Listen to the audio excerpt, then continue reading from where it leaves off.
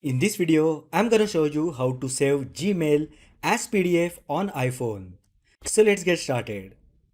Whether you need to save important emails or simply want to share an email copy in PDF format, then this guide will show you exactly how to do it. First, open Gmail app on your iPhone.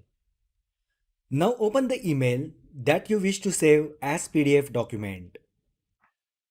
Next, tap three dots located at the top right side. From here, tap Print All option. This will generate print preview. Now tap Share option at the top and tap Save to Files. Just select the location where you wish to save the PDF document. You can even change the name of the PDF file. Once done, tap Done and your email will be saved as PDF document. So that is how you can save Gmail as PDF on iPhone. If you find the video helpful, then like the video, share with your friends and subscribe to my channel. Thanks for watching and I will see you in the next video.